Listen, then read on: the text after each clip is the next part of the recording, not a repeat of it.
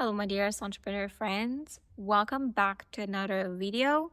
In this one, we are going to be diffusing people the human way. And in order for me to explain to you how do we diffuse people the human to human way, I need to kind of tell you a backstory on how did I get to this realization and how you can also do this in your own business. If you want to diffuse people and get your way without making someone feel bad, without being pushy, without getting angry or dysregulated, and without them getting angry and dysregulated, and there's a lot of passive aggressiveness, you don't want that to happen. So we're gonna take a scenario of a conflict that has actually happened to me, and we're gonna use this as a lesson for this one to kind of hit this point home. I have a client who I've been working with the past 3 years, and I'm helping them grow their business. I'm their fractional marketing director.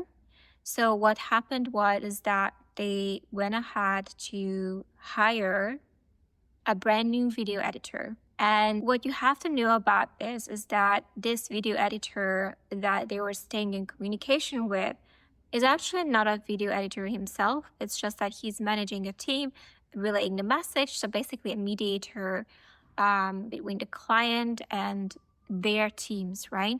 So what ended up happening is after this person got hired to be the mid person, what I have noticed is that some of the videos that they were submitting to the client who was actually on vacation at the time. Sometimes I lead the business, not just the marketing. When the client steps away, I know the things.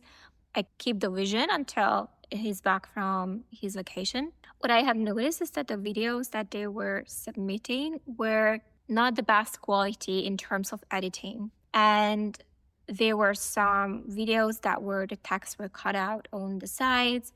So imagine when you create any video and quality work, you wouldn't be posting something that the text is missing on the sides, right? Especially it's not a cheap service that this team was providing for our clients. And what ended up happening is, I'm not gonna say directly, hey, that video that you just did is shit and you need to fix it. I didn't say that. I was just gently trying to help them understand that there is some improvements that could have been made. And what I was asking is, do you think it's possible to make sure that the text is not cut out? And this guy responded, not possible. I'm like, okay. At the time, I wasn't taking this the most glorious way. And I'm like, of course it's possible. All you do is you cut this, I cut that. I know how to do this. I know editing myself. But what ended up happening is that I was trying to tell them, that's how you do it. Trying to kind of help them see what I'm seeing and help them fix the issue so that they can serve my clients with the quality that is expected. They push back. They were telling me how I'm stifling their process, and they tagged my client and told my client, hey, you need to tell this person, tagging my name, to kind of back off, because basically I'm hindering their work process, and they're going to be late because of me, and I'm hindering it, and I should be told to kind of stay out of it. And even though I didn't like that, obviously that was not cool, but I thought if we're going to start a war here, this is not going to work. If there is something that I understand is we are on the same team. We are both here to help the client grow. And if there's something that could be improved that is blatantly obvious, I'm going to be nice about it to let you know so that you can also keep serving the client. Because if you keep submitting subpar work and no one says anything, you're going to get fired and you won't even know why. So, like I said, to me at that point, it was very clear that we need to get on the same page. I remember just feeling angry, and I'm like, okay, I really tried to be diplomatic here. And I felt like that was completely diplomatic but assertive, like, hey, is it possible to fix it, right? Not possible. Okay. And then turn it up a little bit to kind of see if that helps to get the point across. But what they did is they pushed back. So we ended up becoming in a little bit of a friction because he was trying to loop in the client to kind of put the muscle on me. I was like confused on why this is so hard to fix. Like, it's not that we asked for a complete redoing of the entire thing. And I know the thing, it's easy fix.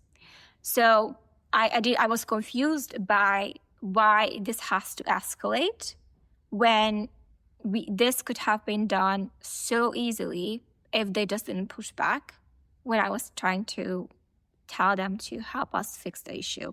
So I had to sit with it because I had to realize that I'm dealing with someone who's not only not the most emotionally intelligent, but also lacks the self-leadership, the maturity, the protector, like everything that we talked in the previous video, like that is lacking here. And maybe he was protector of his own team, but didn't come to protect the client's interest in this scenario. I was protecting the clients more than I was paying attention to possibly what's going on for the service provider, like what's the root cause of them pushing back on a simple feedback.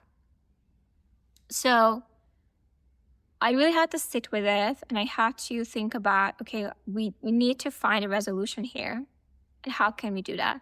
So the first step, and if you ever find yourself in a scenario where you're like, okay, it's clear that we need to collaborate here, and it is very difficult right now. Like, I feel the pushback.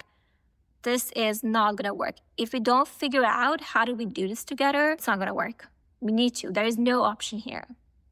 We're both on the same team, on the same boat. So what happened is that I reached out privately, almost like open a door for them to come and meet me halfway. And in order for us to get someone to meet us halfway, we need to do our own halfway. So what I just simply said is, hey, first name, I'm really surprised and confused why that small adjustment that I was asking for was impossible to do. And I understand that you are a service provider, just like I am a service provider. I see, how trying really hard to make sure that this client's videos are top quality. I see that. And I also said, like, I'm really trying also hard to not say things that are not within your retainer, like remember the time. There was times where they were unclear on how many videos they're signed up to produce for my clients each month. So I actually brought in that, like, remember the time when I was asking you to make sure that I'm not asking you anything that's not in your agreement. Like, I know how it is to be keeping that boundary, that if you agreed upon something, that we stay within that. So I brought that up. And I also said, I think we both want this client to succeed, you and your team as well, and I want the same thing. So how about we try to work together rather than against each other? What do you think? That's what I sent. And this person immediately softened and explained to me how that one video would have caused the team like massive delays, and it's not that it was hard to do or impossible. It would have disrupted their work. He gave me more context than I understood. And I also said, like, no problem. Like, let's just make sure that next time we pay attention to those details, right? And then we agreed. So I had to kind of step away from my own perspective to kind of step into their perspective. And what I was trying to do is I was trying to create assumptions. Like, I was trying to be like, okay, I'm assuming that this is the case, right? I'm assuming that you want this client to be happy. Yes. I'm assuming that we want the same outcome. You want the client to be happy. You want the client to succeed. the videos to turn out really well. Like, we want the same thing, brother. And when we bring that to like, hey, we want the same thing, and inviting them to collaborate with you without force or pressure, like giving them the choice to make a choice. But before I was giving them a choice to make a choice, I was explaining that I understand them, that I'm the same person, I'm also service providing. Like, we are on the same boat. And I also showed empathy for what they did. I actually showcased, like, where else was I showing empathy for them? So it became this calmness, and we finally could actually work on being much more understanding and getting closer to our goal. But for that to happen, I would have to walk away from my preconceived notion in thinking that they're morons, and then trying to understand them and demonstrate where I was trying to understand them, but not abandoning myself, because I could express how I was confused by that entire thing, that how is it not possible to change something so simple. So it's not a self-abandoning, still representing myself, but it's more of like, okay, that's how I feel. I'm confused. Here's how I try to understand you. Here's how I try to protect you. We are the same both. We are both leaders. And at the same time, let's work and collaborate. Can we work and collaborate? So actually, all of our pillars that we talked in a previous video, that's how they look in motion. Because I was showing up with that same energy. I was showing up as a collaborator. I was showing up as a protector by acknowledging that I was showing up as a protector because I made sure to state that, hey, look, I really try to respect whatever is in your retainer. I was showing up as a trusted advisor. I did kind of cap that conversation after that helped them to open up about their team situation and what's happening for them, so that I could really understand where they were coming from. And finally, I also showed up as a leader myself. I also saw this person as a leader of their own team. So once they were telling me how, he's protecting his team from the workload.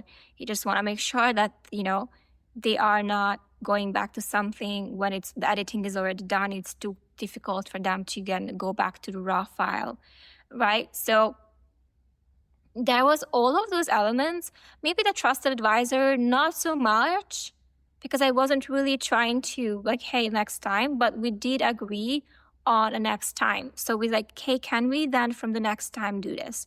That's more like a trusted advisor energy, because I didn't dictate, I was inviting. And then we could really be leveling the playing field, and there was no more friction. So that's kind of how the human-to-human approach of diffusing something is working in real time. And what I have noticed, and this is a bonus tip, what I have noticed is that there was a surrendering that has to happen for me to be able to step out of myself. Not completely, I'm still representing myself. Sometimes we think that diffusing means abandoning ourselves, or, letting them win and we lose. And then, even thinking, well, let them have it, whatever. I don't think there has to be that. You don't have to lose for them to win. What if you can both win? What if you both feel good? What if you can lead yourself and then let them lead themselves? And then you guys collaborate, meet halfway, you're good. What if that's the case? What if that's attainable? What if balance is attainable? I believe that is. So there's more conversations like this coming. I am launching a program called Human to Human, how to become invaluable in every organization you touch. And there is a lot of emotional intelligence piece in the program. There's a lot of how do we think, how do we react, how do we diffuse, how do we master these things called client relationships. And there is no self-abandoning in this process. So it's a fun one. If you're interested in the program, even though I don't know when it's launching, but it's coming, let me know. If this resonated with you, let me know. If you had a situation where you managed to de-escalate without abandoning yourself or bowing down, letting the other win, let me know. Thank you so much for watching, listening. I'll see you soon.